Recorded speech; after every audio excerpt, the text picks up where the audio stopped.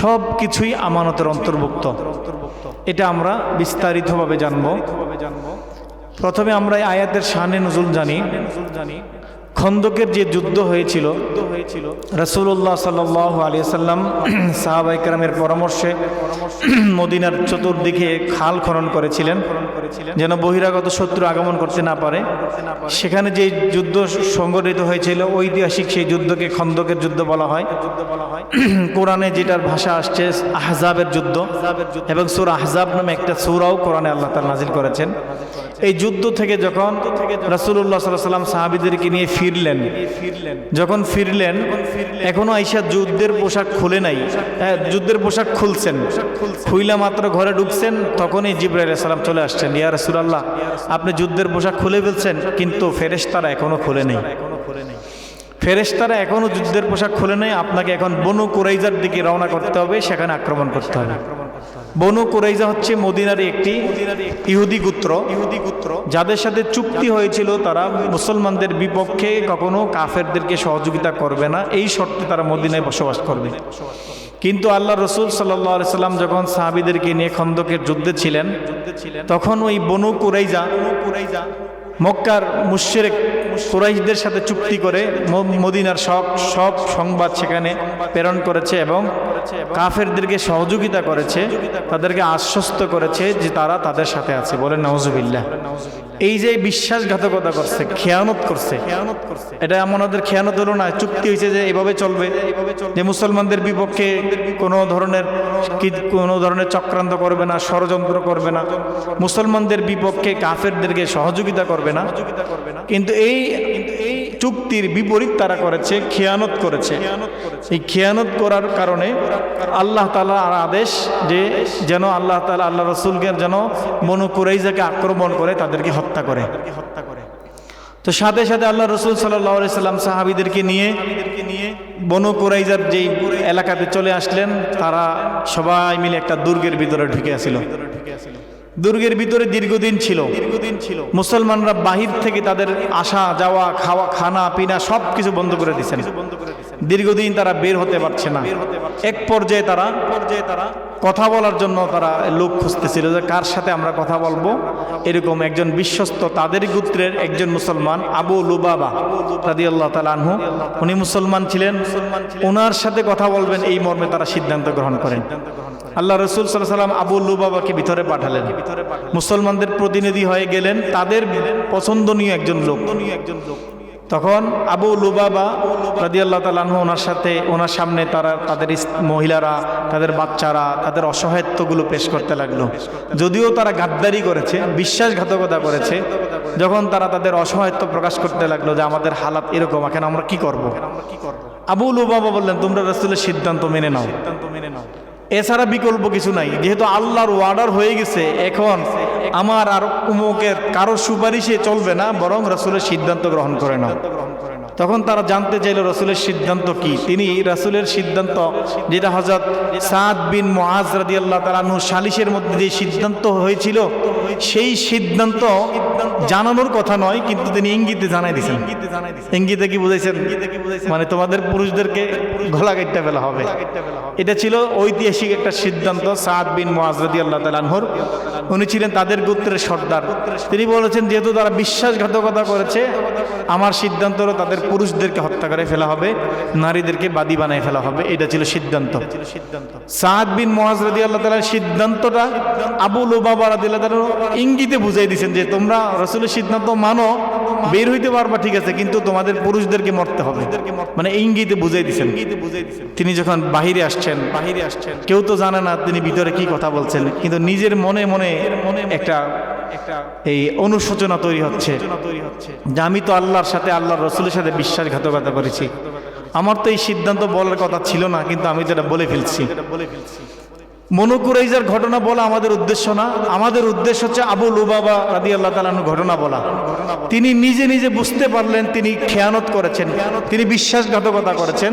এই জন্য তিনি সাথে সাথে মসজিদে নববীতে এসে একটা খুঁটির সাথে নিজের দড়ি দিয়ে বাঁধছেন। দড়ি দিয়ে বাঁধার পরে এবার এখানেই শুধু কান্নাকাটি করে, খানা পিনা সব বন্ধ। শুধু হাজত হলে বাহিরে যেতেন, নামাজের টাইমে খুলে দিয়ে নামাজ পড়তেন আর শুধু কান্নাকাটি করতেন, আল্লাহর কাছে মানে কান্নাকাটি করতেন। সাহাবা ইকরাম যখন রাসূলকে সংবাদ জানালেন যে আবু লুবাবা নিজে এইভাবে এই অবস্থায় আছেন, আল্লাহ রাসূল বললেন যে সে তো আমার কাছে আসলেও তো পারতো, কিন্তু আবু লুবাবা রাদিয়াল্লাহু তাআলা আনহু চাচ্ছিলেন যে আমার এটা একদম আসমান থেকে মাফ হয়ে আসুক, রাসূলের কাছে যাইয়া বলবো এত বেজাল না করে একদম আসমান থেকে মাফ হয়ে আসুক, এটা চাচ্ছিলেন। 10 রাত পর্যন্ত নিজেকে এভাবে বন্দী করে রাখছিলেন। মদিনার আশেপাশে মানুষরা ওনার চিৎকারের আওয়াজে ঘুমাইতে পারতেন না, কান্নার আওয়াজে ঘুমাইতে পারতেন না। 10 রাত পরে আল্লাহ তাআলা সূরা এই আনফালের 27-28 দুইটা আয়াত আল্লাহ তাআলা নাজিল করেছেন। যখন ভোর রাতে আল্লাহ রাসূল উঠলেন, যখন আয়াত নাজিল হয়েছে, আল্লাহ রাসূল অত্যন্ত আনন্দিত হলেন, নিজে গিয়ে আবু লুবাবার বাঁধন খুলে দিলেন এবং আবু লুবাবার তওবা কবুল হয়েছে এই সুসংবাদ জানাই দিলেন। সুবহানাল্লাহ। আল্লাহ তাআলা নাজিল করেছেন ইয়া আইয়ুহাল্লাযীনা আমানু লা তাখুনুল্লাহা ওয়ার রাসূল, হে মুমিনগণ তোমরা আল্লাহর খেয়ানত করবে না, আল্লাহর রাসূলেরও খেয়ানত করবে না। ওয়া তাখুনু আমানাতিকুম ওয়া আনতুম তা'লামুন, এবং তোমরা জেনে বুঝে নিজেদেরও খেয়ানত করবে না। এবার বুঝেন, মানুষ যে দুনিয়াতে খেয়ানত করে এটা জানি না বুঝেই করে। পৃথিবীতে এমন কেউ নাই যে না জানি না খেয়ানত করে, এমন কেউ নাই। এই জন্য আল্লাহ তাআলা শব্দটা এমনটাই ব্যবহার করেছেন, আনতুম তা'লামুন, তোমরা জেনে বুঝে খেয়ানত করবা না। তাহলে পৃথিবীতে যখন মানুষ খেয়ানত করে, না জানি না করে যে এটা আরেকজনের মাল আমি না জানি না খেয়ে ফেলছি, এরকম হয় না। জেনে বুঝেই অন্যের মাল মানুষ খায়। খেয়ানত যখন করে জেনে বুঝেই করে। এই জন্য আল্লাহ বলছেন ওয়াতাখুনু আমানাতিকুম ওয়া আনতুম তা'লামুন, তোমরা জেনে বুঝে নিজেদের খেয়ানত করবা না। এখন মানুষ খেয়ানত কেন করে? এরপর আল্লাহ বলেন ওয়া'লামু আন্নামা আমওয়ালুকুম ওয়া আওলাদুকুম ফিতনাহ, তোমরা জেনে রাখো, তোমরা অবশ্যই জেনে রাখো নিশ্চয়ই তোমাদের মাল, তোমাদের সন্তান এগুলো ফিতনা। মানুষ সন্তানদের দেওয়ার জন্যই তো খেয়ানত করে, চুরি করে। কখন? সন্তানদেরকে দেওয়ার জন্য, নিজেদের মাল সম্পদ বাড়ানোর জন্য চুরি করে, খেয়ানত করে, বিশ্বাসঘাতকতা করে। তা আল্লাহ এই কারণও উল্লেখ করে দিলেন, তোমরা জেনে রাখো তোমাদের মাল সম্পদ সন্তান এগুলো ফিতনা। ওয়া আন্নাল্লাহা ইনদাহু আজরুন আযীম, আর আল্লাহ তাআলার কাছে আছে মহা প্রতিদান। যে সন্তানের জন্য চুরি করে না, সে যে নিজের সম্পদ বাড়ানোর জন্য খেয়ানত করে না, সন্তানের জন্য পরিবারের জন্য যে খেয়ানত করে না, তার জন্য আল্লাহর কাছে মহা প্রতিদান রয়েছে। সুবহানাল্লাহ। সন্তানের জন্য মানুষ খেয়ানত করে, সন্তান এবং সম্পদকে আল্লাহ বলছেন ওয়া'লামু আন্নামা আমওয়ালুকুম ওয়া আওলাদুকুম ফিতনা, তোমাদের সন্তান তোমাদের মাল এগুলো ফিতনা। এই ফিতনার 3টা তরজমা। 1 নম্বর তরজমা, ফিতনা মানে হচ্ছে পরীক্ষা। 2 নম্বর, ফিতনা মানে পরীক্ষা এবং শাস্তি। 3 নম্বর হচ্ছে ফিতনা বলতে কি, 1 নম্বর হচ্ছে ফিতনা মানে পরীক্ষা, আল্লাহ তাআলার তরফ থেকে সন্তান সম্পদ এগুলো পরীক্ষা। 2 নম্বর হচ্ছে এগুলো আল্লাহর তরফ থেকে মুসিবত। 3 নম্বর হচ্ছে মুসিবত এবং শাস্তি। এগুলো 3টা তরজমা। তাহলে সন্তান সম্পদ এগুলো ফিতনা, এগুলো দিয়ে আল্লাহ কখনো পরীক্ষা নেন, মানুষের পরীক্ষা নেন। কখনো সম্পদ কমায়া পরীক্ষা নেন, কখনো সম্পদ বাড়াইয়া দিয়ে আল্লাহ পরীক্ষা নেন। কখনো সন্তান দিয়ে পরীক্ষা নেন, কখনো সন্তান নিয়ে আল্লাহ পরীক্ষা নেন। সন্তানের মৃত্যুর মাধ্যমে, বিয়োগের মাধ্যমে আল্লাহ পরীক্ষা নেন। আবার কখনো কাউকে সন্তান না দিয়ে পরীক্ষা দেন, আবার কখনো কাউকে সন্তান দিয়া আল্লাহ পরীক্ষা নেন। এই সন্তান পরীক্ষা, আবার আল্লাহ তাআলা বলছেন এটা শাস্তিরও কারণ। সন্তান মাল সম্পদ কখন? যখন সন্তানের হক আদায় করা হবে না, তো এই সন্তান কিয়ামতের দিন বাপ মায়ের শাস্তির কারণ হবে। সম্পদের হক আদায় করা হবে না, তো সম্পদ ব্যক্তির শাস্তির কারণ হবে।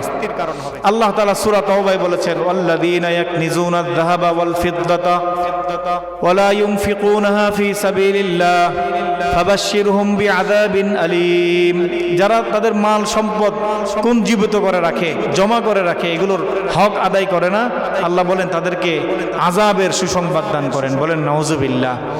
ইয়াউমা ইউহমা আলাইহা জিবাহুহুম ওয়া জুনুবুহুম ওয়া যুহুরুহুম, কিয়ামতের দিনে এই সম্পদগুলোকে গরম করে তাদের ঘাড়ে, তাদের গলায়, তাদের পিঠে এগুলো দিয়ে জাহান্নামের আগুন দিয়ে এগুলো গরম করে লাগিয়ে দেওয়া হবে। বলেন নাউজুবিল্লাহ। তাহলে সম্পদ, যেই সম্পদ জমা করেছিল এই সম্পদ গরম করে লাগাই দিবে। যেই স্বর্ণ অলংকার জমা করেছিল এই সম্পদ জাহান্নামে শাস্তির কারণ হলো। তাহলে ফিতনার তরজমা আমরা এখানে পেলাম। ফিতনা মানে কখনো পরীক্ষা, আবার কখনো ফিতনা মানে শাস্তির কারণ, কখনো বিপদের কারণ। আবার এই সন্তান সম্পদ এগুলো মানুষের সুখেরও কারণ, শান্তিরও কারণ। যখন সন্তান এবং সম্পদ যথাযথভাবে ব্যবহার করা হবে, সন্তানের হক আদায় করা হবে, তো এগুলো শান্তি। সম্পদ দেখলে মনের মধ্যে শান্তি লাগবে, সন্তান দেখলে মনের মধ্যে একটা শান্তি, একটা আলাদা প্রশান্তি। আর এইগুলোর হক যখন আদায় করা হবে না, তখন হবে পরীক্ষা, তখন হবে শাস্তি। বলেন নাউজুবিল্লাহ। এবার আমরা জানবো আমানতের খিয়ানত সম্পর্কে। আল্লাহ এই আয়াতে বললেন, সূরা আনফালের 27-28 নম্বর আয়াতে বললেন। অন্য আয়াতে সূরা নিসার 58 নম্বর আয়াতে আল্লাহ বলছেন আমানত আদায় করার কথা। এখানে বলছে আমানত যারা আদায় করে না, খিয়ানত করে, বিশ্বাসঘাতকতা করে তাদের কথা। ওখানে বলছেন আমানত আদায় করার আদেশ করেছেন। একেবারে আদেশের সুরে আল্লাহ তাআলা বলেন ইন্নাল্লাহা ইয়া'মুরুকুম আন তুআদ্দুল আমানাতি ইলা আহলিহা, নিশ্চয় আল্লাহ তাআলা তোমাদেরকে আদেশ করেন যে আল্লাহ তাআলা ইন্নাল্লাহা ইয়া'মুরুকুম আন তুআদ্দুল আমানাতি ইলা আহলিহা, আমানতকে যথাযথ ব্যক্তির কাছে পৌঁছে দেওয়ার জন্য আল্লাহ তাআলা কি করেন? আদেশ করেন। সুবহানাল্লাহ। এখানে খেয়ানতের ব্যাপারে নিষেধ করছেন, ওখানে আদেশ করছেন আমানতের ব্যাপারে। এই আমানত শুধুমাত্র সম্পদের সাথে সম্পৃক্ত নয়, যেটা আমরা শুরুতে বললাম, সম্পদের সাথে সম্পৃক্ত নয়, বরং ব্যক্তিগতভাবে এবং সমষ্টিগতভাবে বহু বিষয় আমাদের আমানতের সাথে সম্পৃক্ত। ব্যক্তিগতভাবে আমার চোখ আমার আমানত, আমার অন্তর আমানত, আমার অঙ্গ প্রত্যঙ্গ, হাত পা, এগুলো আমানত। এটার একেবারে স্পষ্ট কথা হচ্ছে আল্লাহ তাআলা সূরা মুমিন, সূরা গাফির যে সূরা, এই সূরায় বলছেন ইয়ালামু খাইনাতাল আ'য়ুনি ওয়া মা তুখফিস সুদূর। আল্লাহ জানে তোমাদের চোখের খেয়ানত, তোমাদের অন্তরের খেয়ানত সম্পর্কে আল্লাহ ভালোভাবে জানে। বলেন নাউজুবিল্লাহ। ইয়ালামু খাইনাতাল আ'য়ুন, তোমাদের চোখের খেয়ানত, একেবারে শব্দটাই বলছেন এটা খেয়ানত, খেয়ানত, খেয়ানত। তার মানে কি? তাহলে চোখ দিয়ে খেয়ানত কিভাবে হয়? চোখ দিয়ে যখন কুদৃষ্টি করা হয় তখন এটা চোখের খেয়ানত হয়। তাহলে এটাও আমানতের, এটাও চোখ আমাদের আমানতের অন্তর্ভুক্ত, এই আয়াত থেকে প্রমাণ হয়। তাহলে চোখ আমানত, হাত আমানত, পা আমানত, আমার প্রতিটা অঙ্গ প্রত্যঙ্গ আমানত। আল্লাহ বলছেন ইয়ালামু খাইনাতাল আ'য়ুন ওয়া মা তুখফিস সুদূর, তোমাদের চোখ যে খেয়ানত করে এটাও আল্লাহ বলে আমি জানি, মনের ভিতরে কল্পনা জল্পনা যেটা করো সেটাও আমি জানি। বলেন নাউজুবিল্লাহ। তাহলে খেয়ানত বুঝেন তো, চোখেরও খেয়ানত হয়। এবার দেখেন সমষ্টিগতভাবে একজন দোকানদার, তার অধীনস্থ কর্মচারী আছে, তো এই কর্মচারীগুলো ওনার কাছে আমানত। একজন শিক্ষক, ওনার ছাত্র আছে, ছাত্ররা আছে তার আমানত। এবং দেখেন দুনিয়ার মানুষ 1000 টাকার বা এরকম 10,000 টাকা বা 1 লক্ষ টাকার আমানত, এটাকে খুব বেশি যত্ন করে। এই আমানতের খেয়ানত করা যাবে না। কিন্তু একজন ছাত্র 10,000 টাকার সমপরিমাণ আমানত নয়, বরং 10,000 কোটি টাকার সমপরিমাণ আমানত। এই সন্তান, এই ছাত্র যে আমার কাছে ইলমে দ্বীন, ইলমে নববী শিখতে আসছে, তাকে যদি আমি পরিপূর্ণ ইলমে দ্বীন তাকে না শিখাইতে পারি, না দিতে পারি, তাকে আমি এভাবে দ্বীনের এই খেদমতগুলো বুঝাইতে না পারি, তো এই উস্তাদ এই ছাত্রের সাথে খেয়ানত করলো। আর এই খেয়ানতের পরিমাণটা ছোট না, এটা অনেক বড় একটা খেয়ানত। কি পরিমাণ খেয়ানত? 10,000 টাকা না, 10,000 কোটির সম পরিমাণ। বলেন নাউজুবিল্লাহ। এবার দেখেন একজন স্বামী, তার কাছে স্ত্রী আমানত, বাবার কাছে সন্তান আমানত। এবার প্রতিটা মানুষ এভাবে আপনি যদি হিসাব করেন, একেবারে রাষ্ট্রীয় পর্যায় পর্যন্ত রাষ্ট্রীয় দায়িত্বে যিনি আছেন তার কাছে পুরা রাষ্ট্রটাই হচ্ছে আমানত। এরকম প্রত্যেকটা পদে অধীনস্থ ব্যক্তি যারা আছেন তাদের কাছে প্রতিটা বস্তু, ব্যক্তি, একেবারে সমষ্টিগতভাবে যারা তার অধীনস্থ আছে সবাই তার আমানতের অন্তর্ভুক্ত। আল্লাহ রসুল সাল্লাল্লাহু আলাইহি ওয়াসাল্লামের আমিন এবং সুদুক দুইটা উপাধি ছিল। বিশ্বস্ত ছিলেন, সত্যবাদী ছিলেন। নবুয়তের আগ পর্যন্ত রাসূলুল্লাহ সাল্লাল্লাহু আলাইহি ওয়াসাল্লামের কাছে মানুষ এসে আমানতের মাল রাখতেন, আমানতের মাল রেখে দিতেন। এবং রাসূলের সত্যবাদিতার ব্যাপারে সবাই একমত ছিল যে তিনি আমাদের কাছে একেবারে সকলের চেয়ে সত্যবাদী ছিলেন। এবং বিশ্বস্ততার ক্ষেত্রে আল্লাহ রসুল এত সুপরিচিতি লাভ করেছেন, প্রতিটা কাফেরের অন্তরও এই কথা বদ্ধমূল ছিল যে মুহাম্মদ তিনি কি করবেন না, কখনো খিয়ানত করবে না, তিনি কখনো মিথ্যা কথা বলবে না। সুবহানাল্লাহ। এটা কাফেরদের অন্তরও এটা প্রভাবিত হয়েছিল যে তারা জানতো, বুঝতো যে মুহাম্মদুর রাসূলুল্লাহ কি করবে না, খিয়ানত করবে না। এই কারণে আপনারা জানেন যখন আল্লাহ রসুল সাল্লাল্লাহু আলাইহি সাল্লাম মক্কা থেকে মদিনায় হিজরত করেছেন যেই রাতে, ওই রাতে আল্লাহ রসুল সাল্লাল্লাহু আলাইহি সাল্লাম হযরত আলী রাদিয়াল্লাহু তাআলা আনহুকে নিয়ে যান নাই। আলী রাদিয়াল্লাহু তাআলা আনহুকে মক্কায় রেখে গেছেন। কেন রেখে গেছেন? আল্লাহ রসুলের কিছু আমানত ছিল, কিছু আমানত গচ্ছিত ছিল। আল্লাহ রসুল বললেন এই আমানতগুলো আগামীকাল যথাযথ ব্যক্তির কাছে পৌঁছে দিয়ে এরপরে তুমি মদিনা আসবা। সুবহানাল্লাহ। তাহলে আমানতের ব্যাপারে আল্লাহ রসুল নিজে কত বেশি সতর্ক ছিলেন। হযরত আলী রাদিয়াল্লাহু তাআলা আনহু বলেন আল্লাহ রসুলের বিছানায় রসুলের যে চাদর গায়ে দিয়ে ঘুমাইতেন, ওই চাদর গায়ে দিয়ে আমি ঘুমাইছিলাম। এবং এই রাত্রটা এত ভয়ঙ্কর রাত্র ছিল, চতুর্দিকে কাফেররা ছিল আল্লাহ রসুলকে হত্যা করার জন্য। সেই হত্যার মুখে রসুলের বিছানায় রসুলের চাদর মুড়ি দিয়ে ঘুমায় থাকা, আর এরা এসে মেরে ফেলবে, এত ভয়ঙ্কর একটা অবস্থায় ছিলাম। এরপরও আমার জীবনের সবচেয়ে আরামদায়ক ঘুম ওই রাত্রে হয়েছিল। সুবহানাল্লাহ। কেন হয়েছিল? আল্লাহ রসুল বলছেন আগামীকাল তুমি আমানতের মাল দিয়ে এরপর তুমি আসবা। তার মানে আগামীকাল পর্যন্ত বেঁচে থাকা আমার জন্য নিশ্চিত হয়ে গেছে। সুবহানাল্লাহ। এই জন্য উনি আরামে ঘুমাইছেন, একদম আরামে ঘুমাইছেন। এটা ছিল সাহাবীদের রসুলের কথার উপর বিশ্বাস, এই বিশ্বাসের নমুনা। তা আল্লাহ রসুল সাল্লাল্লাহু আলাইহি সাল্লাম আমানতদার ছিলেন, বিশ্বস্ত ছিলেন, যে কারণে কাফেরদের অন্তরে এর প্রভাব ছিল। রাসূলুল্লাহ সাল্লাল্লাহু আলাইহি সাল্লাম বলেছেন লা ঈমানা লিমান লা আমানাতা লাহ। ওই ব্যক্তির ঈমান নাই যার আমানত ঠিক নাই। যে আমানতের এই বিষয় ঠিক রাখতে পারে না, তার ঈমান নাই, অর্থাৎ সে পরিপূর্ণ মুমিন না। ওই ব্যক্তিকে পরিপূর্ণ মুমিন বলা যাবে না যার আমানত ঠিক নেই। আমানতের খেয়ানত যার কাছ থেকে ঘটে তাকে পরিপূর্ণ মুমিন বলা কোনো সুযোগ নাই।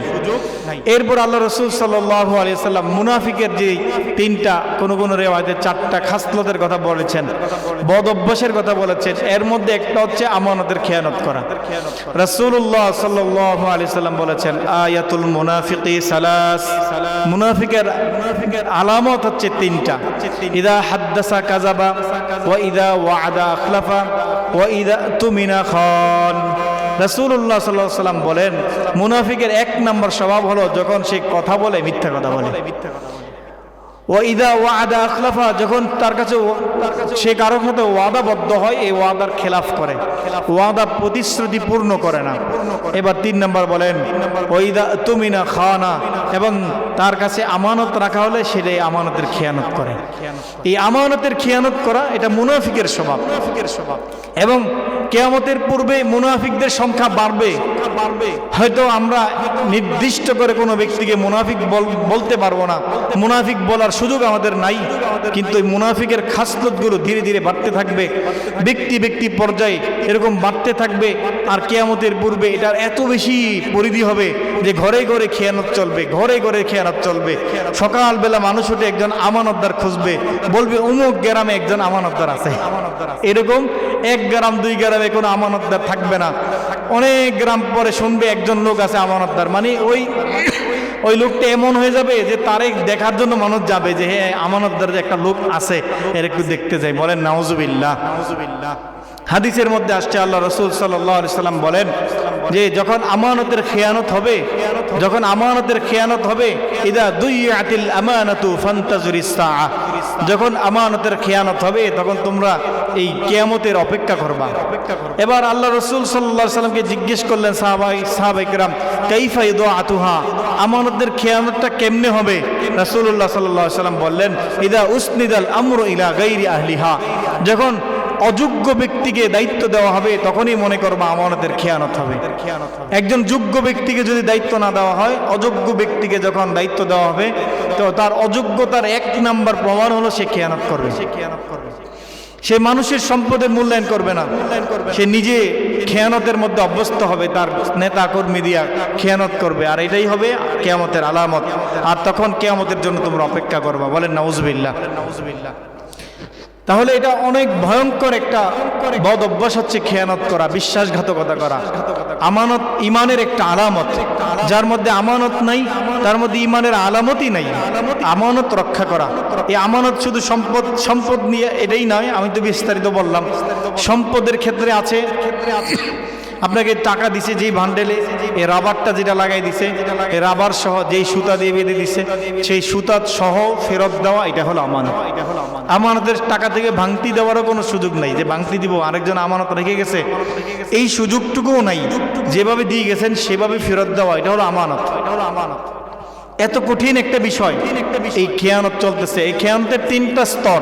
এক নম্বর হলো আল্লাহ তাআলার আমানতের খেয়ানত করা, ইয়া আইয়ুহাল্লাযীনা আমানু লা তাখুনুল্লাহা ওয়ার রাসূলা। দুই নম্বর হলো রাসূলের খেয়ানত করা। আল্লাহ তাআলার আমানতের খেয়ানত তো বুঝেন, আল্লাহ তাআলা আমাদেরকে যেই নির্দেশ দিয়েছেন সেই নির্দেশের অমান্য করা, আমাদের সময়ের অপচয় করা, আমরা ইবাদতের মধ্যে গাফলতি করা, এগুলো হচ্ছে আল্লাহর আমানতের খেয়ানত করা। আল্লাহ তাআলা আমানত দিয়েছেন আমাদেরকে শরীয়ত, শরীয়তের বাইরে চলাই হলো খেয়ানত করা। আল্লাহ তাআলা সূরা আহজাবের মধ্যে বলেন, ইন্না আরাদনাল আমানাতা আলাস সামাওয়াতি ওয়াল আরদি ওয়াল জিবাল। আমি শরীয়তের বিধিবিধানগুলো এগুলো আমি দিতে চাইলাম, আমানত, এই আমানত দিতে চাইলাম আমি আসমানের কাছে, আসমান নিতে চাই নাই। জমিনের কাছে, জমিন গ্রহণ করতে চাই নাই। পাহাড়ের কাছে ফাআবাইনা আইয়াশফিকনা, তারা এগুলো গ্রহণ করতে অস্বীকার জানাইলো, ভয় পেল, এগুলো নিতে চাইল না। ফাহামালাহাল ইনসান, কিন্তু গ্রহণ করেছে কারা? মানুষ। মানুষ শরীয়তের বিধান পালনের জন্য আল্লাহর কাছ থেকে আমানত গ্রহণ করেছে। এখন এটা যে গ্রহণ করছি আমরা, এই যেই আমানত আমরা গ্রহণ করেছি, এই আমানত আসমান জমিন গ্রহণ করতে চায় নাই, পাহাড় গ্রহণ করতে চায় নাই। তার ভার তারা সহ্য করতে পারে নাই, যে এই ভার নিজেরা সহ্য করতে পারবো না, কিন্তু আমরা মানুষ গ্রহণ করেছি। আমাদের উপর আল্লাহ তাআলা আমানত দিয়েছেন, অতএব এই আমানত যথাযথভাবে যদি আমরা হেফাজত করতে না পারি তো আল্লাহর কাছে শাস্তির মুখোমুখি হওয়া লাগবে। এবার দেখেন রসুলের আমানতের খেয়ানত করা। রসুল্লাহ সাল্লাল্লাহু আলাইহি সাল্লামের আমানত কি? আল্লাহ রসুলের সুন্নাময় জিন্দেগি যাপন করা, এটা হলো আমানত। এর বাহিরে যাওয়াই হলো খেয়ানত।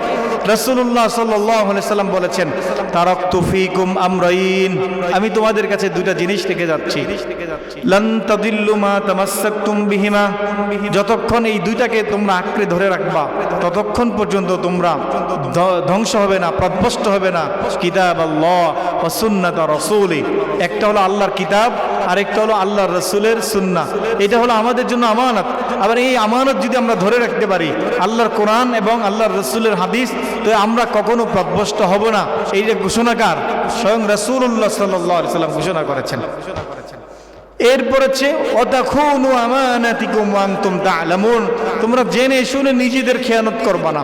নিজেরা নিজেদের খেয়ানত করা, ব্যক্তিগতভাবে আমরা আমাদের যে খেয়ানতগুলো করছি, আমরা আমাদের দেহের উপর যে অত্যাচার করছি, আমাদের হাতের, আমাদের চোখের, আমাদের কানের যে খেয়ানত করছি, এই অপাত্রে যেগুলোকে আমরা ব্যবহার করছি, এই ব্যবহারের কারণে আল্লাহ তাআলার কাছে জবাবদিহি করতে হবে, আল্লাহ তাআলার কাছে হিসাব দেওয়া লাগবে।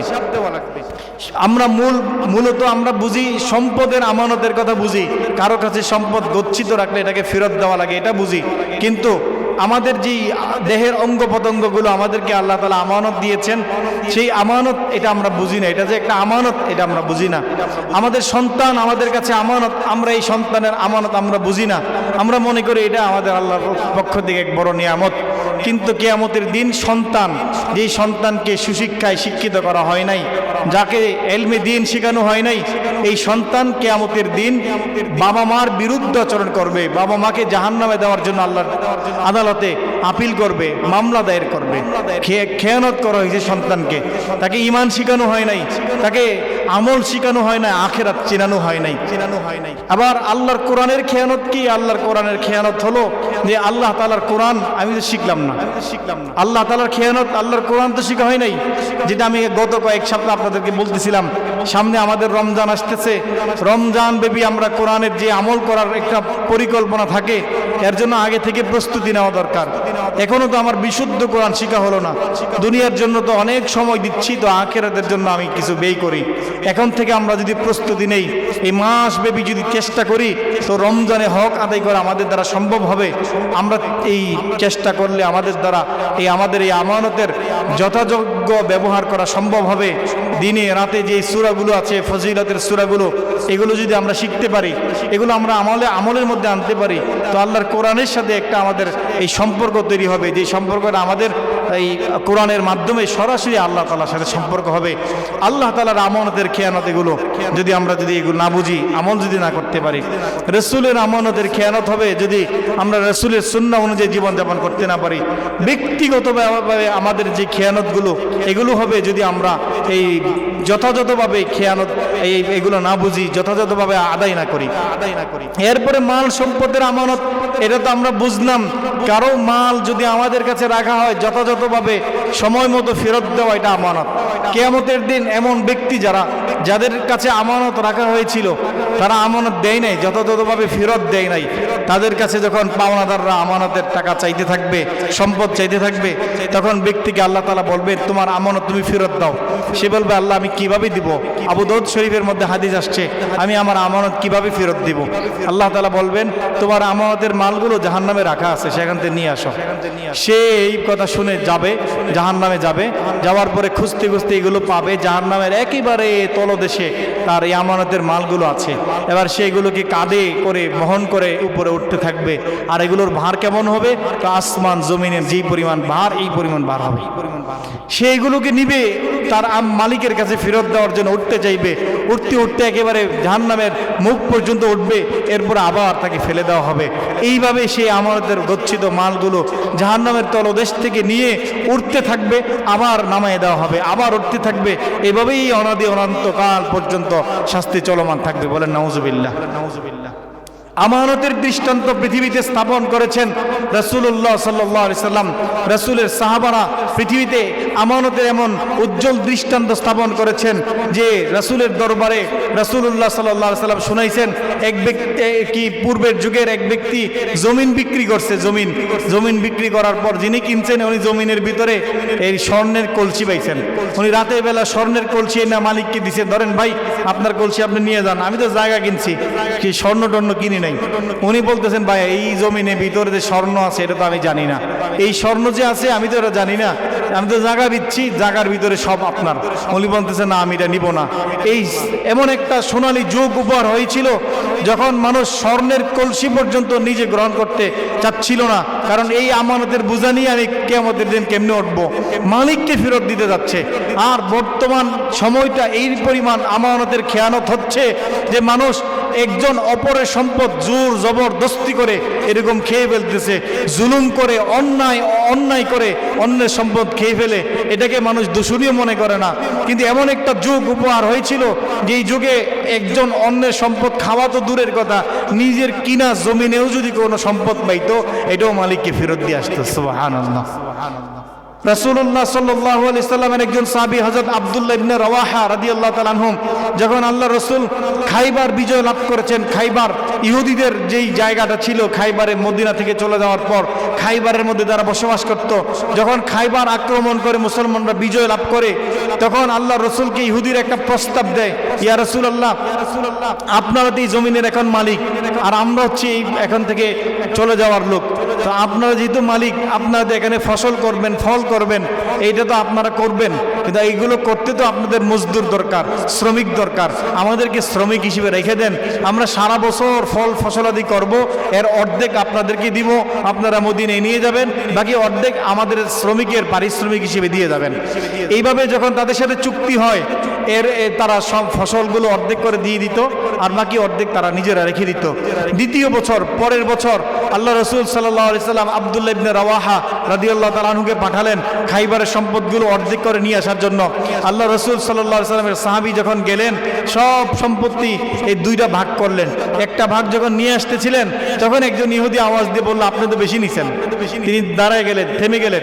উনি বললেন যদি আমি বেশি নিয়ে থাকি, এই ভাগটা তোমরা নিয়ে যাও, ওই ভাগটা আমাকে দিয়ে দাও, তোমাদের কম ভাগটা দিয়ে দাও, আর বেশি ভাগটা তোমরা নিয়ে নাও। বুঝেন না মনে হয়? একজনে আপেল কেটে ভাগ করে দিচ্ছে, যারা দিছে আর শুরুটা দিছে, আর বলতেছে যে ভাই তুই তো ওরা ঠিক করলি না, অর্ধেক সমান সমান দিতি, কিন্তু আমার কম দিলি। আচ্ছা তুই কি করতি কম? আমি কম দাঁড়াইকে বেশিটা তোরে দিতাম, তুই যেটা করতি এটাই আমি করছি। তুই তো আমারই বেশি দিতে, আমি বেশিটা রেখে দিছি। বুঝেন না মনে হয়? আমাদের সমাজটা তো এরকম, আমরা বেশিটা রেখে দিই। আমরা চাই যে আমারটা ঠিক থাক, এরপরে অপরেরটা।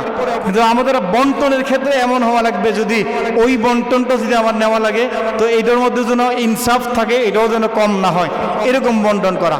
আব্দুল্লাহ ইবনে রাওয়াহা রাদিয়াল্লাহু তাআলা বললেন, তাহলে ওই বন্টনটা আমাকে দিয়ে দাও, আমি ওইটা নিয়ে যাই, তোমরা এটা রেখে দাও। তখন যখন তারা এইটা নামাইছে, ওইটা নিচে দেখে যে না ঠিক আছে, কোনো কম বেশি নাই, তখন ইহুদিরা সাক্ষী দিছে। আবু দাউদ শরীফের মধ্যে হাদিস আসছে, ইহুদিরা সাক্ষী দিয়ে বলতেছে, মুসলমানদের এই আমানতদারির কারণে, এই বিশ্বস্ততার কারণে তাদের বিজয় সারা বিশ্বব্যাপী হচ্ছে এবং হতেই থাকবে, শুধুমাত্র মুসলমানদের এই আমানতের কারণে। সুবহানাল্লাহ, সুবহানাল্লাহ। তাহলে এই আমানত, এটা সাহাবায়ে কেরাম এটা দেখাই দিয়েছেন। রাসূলুল্লাহ সাল্লাল্লাহু আলাইহি সাল্লামের সাহাবী হযরত ওমর রাদিয়াল্লাহু তাআলা আনহু যখন যুদ্ধের গনিমতের মাল আসছে সব বন্টন করছে। এখন আতর আসছে, আতর, দামি আতর। লিমারা, তোমরা দায়িত্ব চাইয়া নিবা না, দায়িত্ব খুঁজে নিবা না, দায়িত্বের জন্য পোস্টারিং করবা না। এইভাবে যখন দায়িত্ব নিবা, তো আল্লাহ তাআলা তোমার এই দায়িত্বের মধ্যে অপদস্থতা, লাঞ্ছনা, অপমান রেখে দিবে। নাউজুবিল্লাহ বলেন, নাউজুবিল্লাহ বলেন। আর যখন কোনো দায়িত্ব যদি এভাবে জোর করে দেওয়া হয়, খেলাফতের সিস্টেমে কে বলবে, শুরা কমিটি বসবে, এলাকার যোগ্য লোকেরা বসবে, খোঁজ নিবে এলাকার মধ্যে অমুক লোকটা যোগ্য আছে, ওনার এই দায়িত্বটা দাও, ওনার এই চেয়ারম্যানটা বানিয়ে দাও, ওনার এই মেম্বারটা বানিয়ে দাও। উনি জানেও না, এরপর দিন সকালে ঘুম থেকে উঠে আপনি তো মেম্বার আজকের থেকে, কে এসে শুরা কমিটি আপনারা বানিয়ে দিছে। রাসূলুল্লাহ সাল্লাল্লাহু আলাইহি সাল্লাম ইন্তেকালের পরে যদি সিস্টেম ওরি হইতো, হযরত আলী রাদিয়াল্লাহু তাআলা আনহু খিলাফতের দায়িত্ব পাইতেন। কিন্তু শুরা কমিটি মানুষ, যোগ্য মানুষদের মধ্যে হিসাব করে দেখছেন, রাসূলের পরে খিলাফতের সর্বোত্তম দায়িত্ব, সর্বোচ্চ সবচেয়ে যোগ্য ব্যক্তি যিনি, তিনি হযরত আবু বকর সিদ্দিক রাদিয়াল্লাহু তাআলা আনহু। সুবহানাল্লাহ। না হয়তো আলী রাদিয়াল্লাহু তাআলা পাইতেন রাসূলের ওয়ারিস হিসেবে, কিন্তু এটা তো ওয়ারিসের সিস্টেম না। এই জন্য দায়িত্ব আমাদের সমাজে যারা চায়া নেয়, খুশ করে নেয়, আমার দায়িত্ব দেন দেন। এখানে একটা বিষয় আছে, তো অনেকে বলবে ইউসুফ আলাইহিস সালাম দায়িত্ব চায় নিছে, উনি বলছেন ইন্নি, কি বলছেন যে ইজআলনি খাযাইনিল আরদি, তোমরা আমাকে খাদ্যমন্ত্রী বানাও, খাদ্যের দায়িত্ব বানাও। ইন্নি হাফিজুন আলিম, আমি সংরক্ষণ করতে পারবো এবং আমার এই ব্যাপারে যথেষ্ট জ্ঞান আছে। এটার একটা সুরত আছে। যখন রাষ্ট্রীয় প্রধান, রাষ্ট্র যখন ব্যর্থ হচ্ছে দেশ চালাতে, রাষ্ট্র যখন ব্যর্থ হচ্ছে যে আগামী 14 বছর পর্যন্ত দেশ চালানো আমার পক্ষে অসম্ভব, এই যে একটা পরিস্থিতি, তখন ওই রাষ্ট্রের এমন কোনো ব্যক্তি ছিল না যে এই কথা বলবে আমি 14 বছর চালানোর যোগ্যতা আছে, এরকম বলার কেউ ছিল না। একমাত্র যোগ্য ছিল হযরত ইউসুফ আলাইহিস সালাম, কারণ আল্লাহ প্রদত্ত ইলম এবং যোগ্যতা আল্লাহ তাআলা ইউসুফ আলাইহিস সালামকে দিয়েছেন। এজন্য উনি নিজে যেয়ে বলছেন, ইজআলনি খাযাইনিল আরদি, আমাকে দায়িত্ব দিয়ে দেন। ইন্নি হাফিজুন, আমি সংরক্ষণ করব, খেয়ানত হবে না। আলিম, শুধু আন্দাজি সংরক্ষণ করব এটা না, আমি এই ব্যাপারে যথেষ্ট জ্ঞানী, এই ব্যাপারে ইলম আমার আছে। সুবহানাল্লাহ, সুবহানাল্লাহ।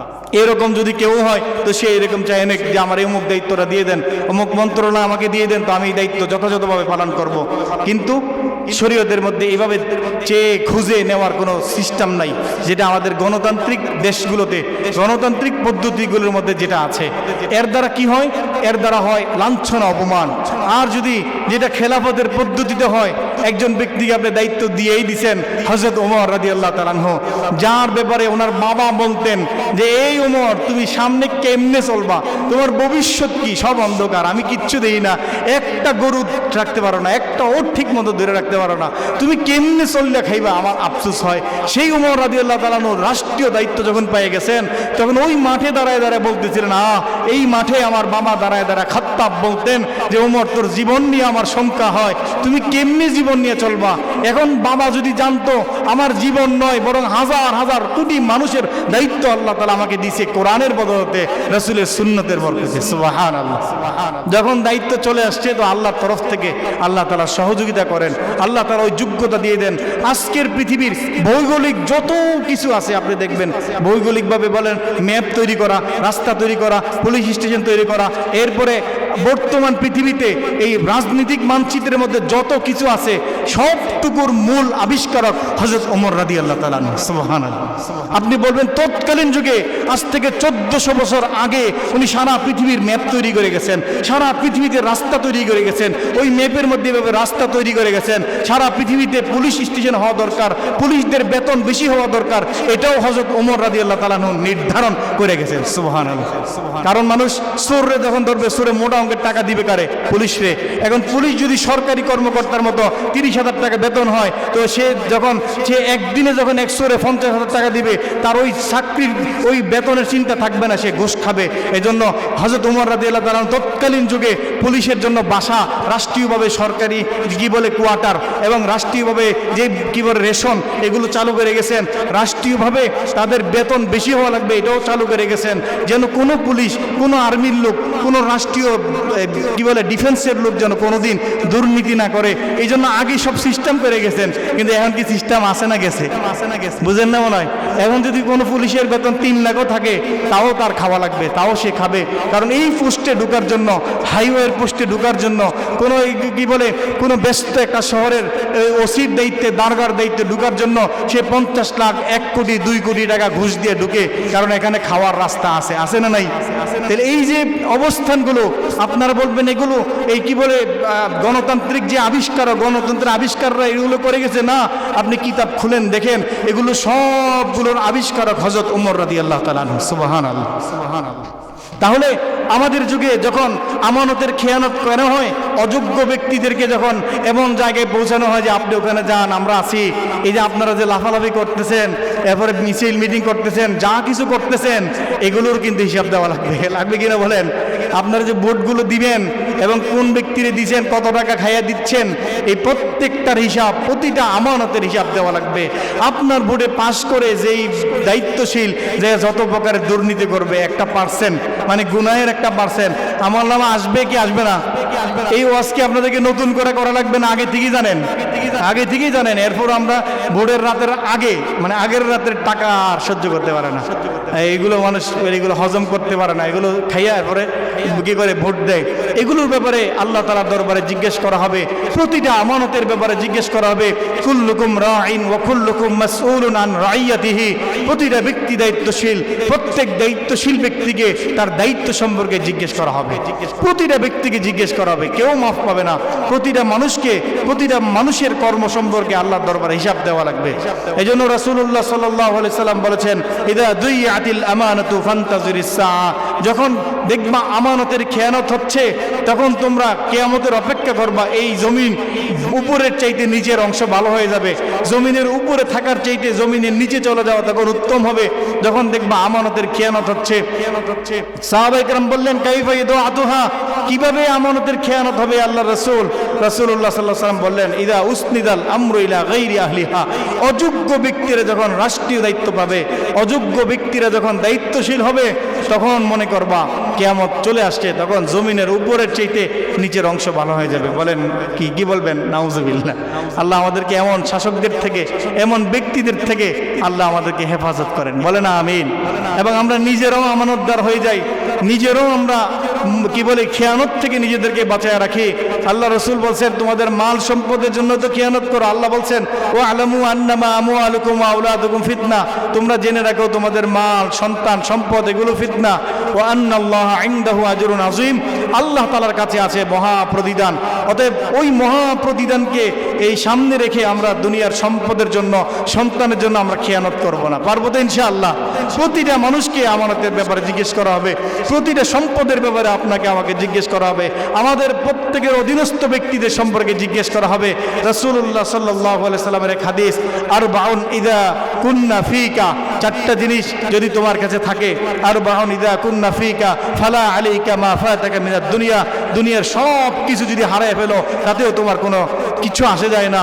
দুনিয়ার সব হারাই ফেলছো, 4টা জিনিস তোমার সাথে আছে, তোমার কোনো টেনশন নাই। তোমার আখিরাত সুন্দর, পরকাল সুন্দর, কবর সুন্দর, হাসর সুন্দর।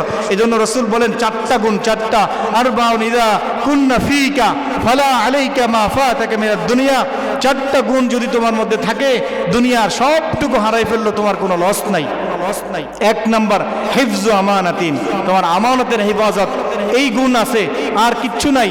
আর 3টা গুণ বলতেছি, আমানতের গুণ আছে, হেফাজত করার গুণ আছে।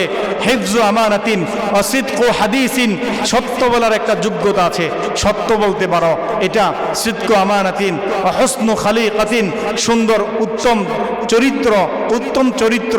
এরপরে রাসূল বলেন ইফাতুন ফি তুআমাতিন, এবং খাবারের মধ্যে হালাল খাবার, তাহলে চারটা গুণ: আমানতের হেফাজত, সত্য বলা এবং চরিত্র সুন্দর করা এবং হারাম থেকে বাইচে থাকা। এই চারটা গুণ তোমার মধ্যে আছে, দুনিয়ার সব কিছু যদি হারায়া যায় তোমার কোনো কিচ্ছু আসে যায় না। সুবহানাল্লাহ। এই জন্য আমানতের এই গুণ আমরা অর্জন করি, আমানতের খেয়ানত থেকে বেঁচে থাকি, দুনিয়া আখিরাতের কল্যাণ আমাদের অর্জিত হবে। আল্লাহ আমাদেরকে এই কথাগুলো বোঝার, আমল করার তৌফিক দেন, বলেন আমিন। চার রাকাত কাবলা জোহর সুন্নাহ পড়েন।